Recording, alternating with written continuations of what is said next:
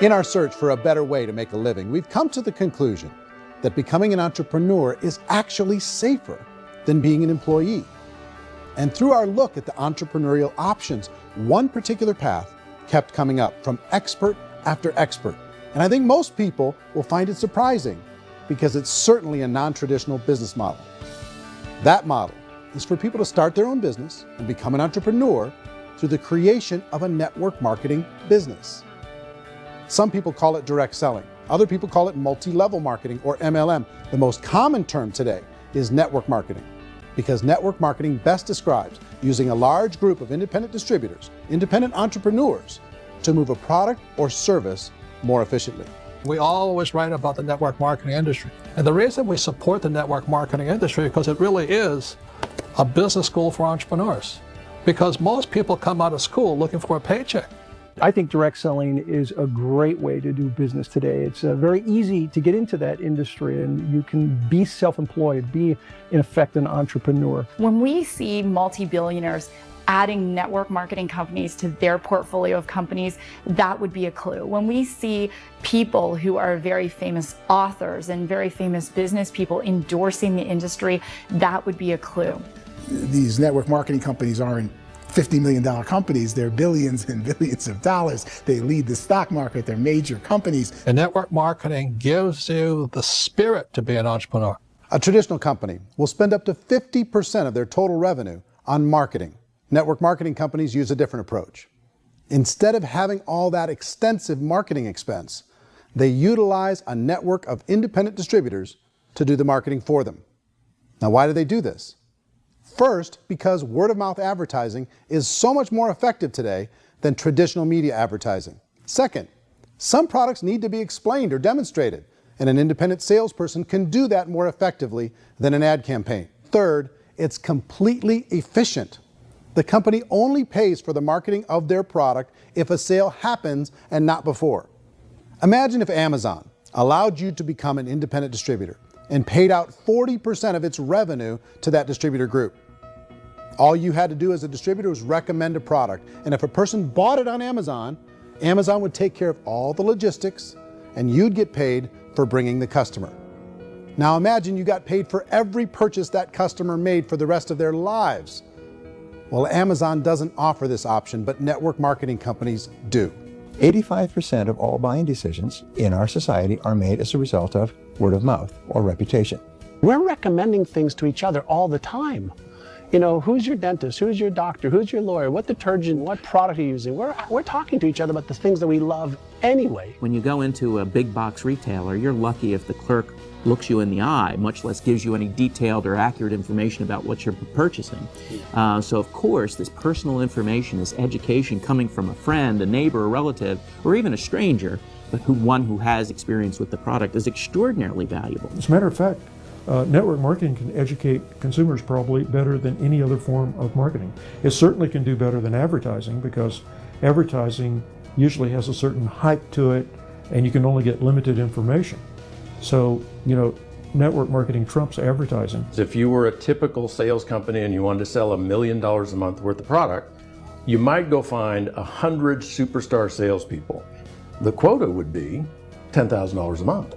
So network marketing as a distribution system just flips the numbers.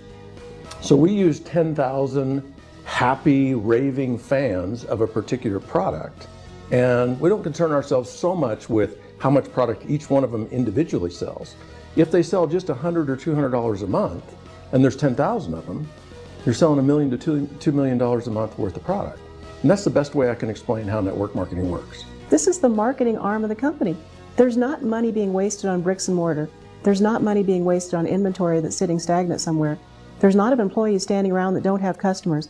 These are people that are going to connect with customers. These companies allow people to become independent distributors for extremely low cost and with no minimum time or sales quota. Essentially, they own their own business and can provide as much or as little sales as they choose. In other words, the distributor gets all the benefits of traditional business ownership without the risk. The advantage of network marketing is the ease of entry, the low risk, and the low startup cost, because almost everything else has very high risk. You can get in for a minimal investment. You're buying into a system that's already been proven, products or services that have been proven to work. The keys to network marketing is providing an opportunity for the masses to get involved, providing an opportunity for the average person who doesn't have the resources to start their own business. All of this so far is fairly straightforward, but network marketing offers another benefit, and it's this benefit that makes it so interesting for entrepreneurs. Network marketing allows a distributor to build their own network of other distributors and then compensates them on the sales created by that entire group. Direct selling is, at its base, very simple. It's the sale of a product or service to an individual on a face-to-face, one-on-one basis, just the way we're talking right now. But there's an important element as well, and that's the offering in conjunction with that sale of product, the offering of an opportunity for someone to make something of themselves. No matter what your social status is, no matter what language that you speak, I mean, look how many unbelievable people are becoming successful to speak every kind of language out there. What an awesome gift to give the world. Instead of having to work your way up in a system and prove that you could be a sales manager, they just decided everybody can be a sales manager. Everybody gets to build a sales team from day one. And so what that brought into the system of growth as a direct selling company is the concept of compounding or geometric progression. Because now you can actually grow a sales force very quickly because everybody is enrolling people in their own sales force. People who are like, oh, this is weird, I'm building a sales team, or what do you think you do at a regular company? How do you think a regular company works? Network marketing is the only industry that doesn't say your past determines your future. It looks at your past and says, okay, now what can we train you to do so you can have a great future? Network marketing has the potential because it's going to teach people to be entrepreneurs.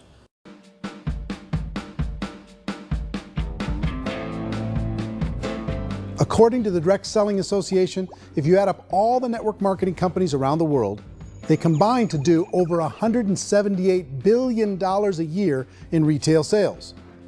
To give you an idea of how big that really is, the NFL, the National Football League, does approximately $9 billion a year. The music industry does a little more than $16 billion a year, and the movie industry does about $80 billion a year. Using a conservative average, network marketing companies pay their distributors about 40% of that $178 billion in the form of commissions, which adds up to more than $71 billion a year. That's almost $6 billion a month. It's almost $200 million in commissions every single day. So it's certainly working, and people are making serious money in network marketing. With the growth of the direct selling industry over the last 10, 15, 20 years, we've seen a broader understanding of the channel. We have seen more and more people getting involved in the business, so our penetration in the marketplace has increased, and thus the understanding in the marketplace of who we are has increased. And we've seen non-direct selling companies look at the direct selling model and say, something's going on there. People are making money, companies are being profitable, individuals are being motivated, product is being delivered to market. Maybe we should explore this. Some people think only the people at the top make money. Well, let's take a look at that as well. In the network marketing profession, there are roughly 500 people in the world who earn over $1 million a year. If you round that number up to $2 million a year, that adds up to about $1 billion a year. That takes the $71 billion paid out each year down to $70 billion. So where does the rest of the money go? The vast majority goes to part-time people making anywhere from a few $100s a month to many thousands of dollars a month. It goes to people who choose to make it a full-time career move and earning even more than that. Every day, people are using the money they earn through network marketing to pay off debt, have more fun, and improve the quality of their lives. Everyone I know in network marketing has been doing that since the 50s.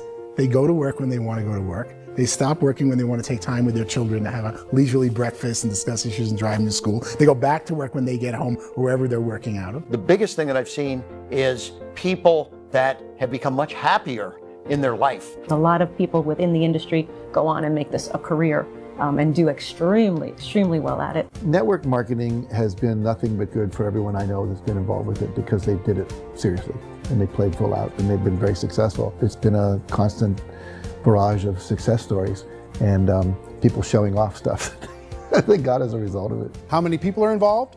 approximately 16 million Americans and 96 million people around the world are currently participating in network marketing. And in a recent poll, 82% of those people report a good, very good, or excellent experience with network marketing. So people are happy.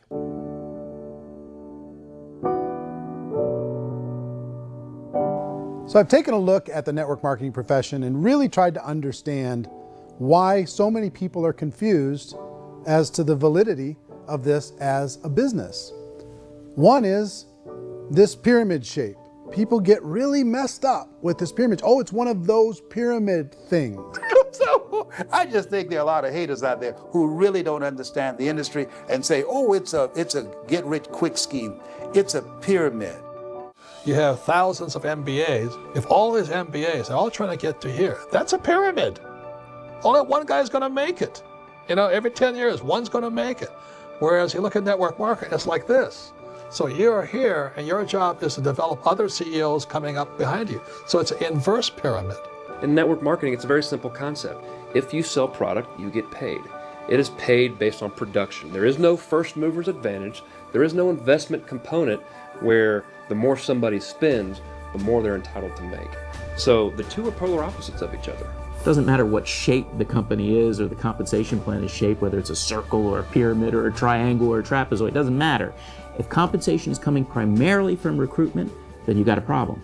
On the other hand, if an operation is basing their compensation to participants on the basis of sales, even when those sales are generated by people you've recruited, well, then you're a perfectly legitimate enterprise. That's the legal test, it's the practical test. Another issue that's been true in the past that is no longer true now is people used to be in network marketing loaded up with products that they couldn't sell, and they ended up a loser. They ended up with a bunch of product in their garage, they ended up with a bunch of products sitting in their kitchen shelves or whatever, and they thought they could sell it, and then they weren't willing to or able to sell it, and they ended up with a bunch of stuff, and they were bitter about it. There was this thing called front loading where you had to buy, like, well, if you bought $25,000 worth of product, you got better commissions and all this. Today, it's almost all done by computer. It's direct mail, comes from a warehouse somewhere else. You don't have to have all this inventory. You don't have to stock up. It's a paperless world now. You know, most of it's done online. You have a back office. It really works. And I mean, the technology has changed everything. Third issue is people start talking about 99% of people in network marketing don't make any money. Well, we've talked about that over the course of this journey together. Almost $200 million a day is being paid out to network marketing distributors around the world. The naysayers, the people who say that it doesn't work, are usually the ones who just don't know how to make it work for themselves. And so they're giving you an opinion, and I tell people, don't confuse people's opinions with expertise, because opinions are free. And don't confuse sincerity with the truth, because people could be sincerely wrong. Now, a smaller percentage of those people decide to go build a business. They earn $300 a month, $500 a month, $1,000, $2,000. That's the bulk of earnings in network marketing. And then there's the few that really decide to take it serious, really decide to build a large network, really work to make that network very, very productive. And those people make huge amounts of money, and there's no cap. One thing that I think is real when it comes to people's perceptions about network marketing is people put this, and distributors, I think, involved in network marketing have some responsibility for this. They have sometimes unrealistic claims about the product or about the income. Most people who become distributors, they want the money, they want to be successful, but they don't have the skills. They don't know what to do. And when people don't know what to do and they're in a new business, they're scared. And when they're scared, they panic and desperation kind of sets in. So they think everyone they talk to has to get in. So if I talk to you and you say, well, no, I don't have time to do that, they're like, no, I need you. You have to do this or I won't be successful. So I start clawing on you. I start that desperation. So then I start making claims about the product, which are not appropriate, probably not even true. Or I start saying, oh, let me show you how you can make all this money and you don't have to do anything, Eric. And so you just totally misrepresent the opportunity, and you're clingy with people because you think you need everybody to be successful. And you don't. You know, one of the messages that I try to deliver most forcefully to companies as well as salespeople in direct selling is that you don't have to overpromise. The reality is in network marketing, there's a lot of hard work involved. There's a lot of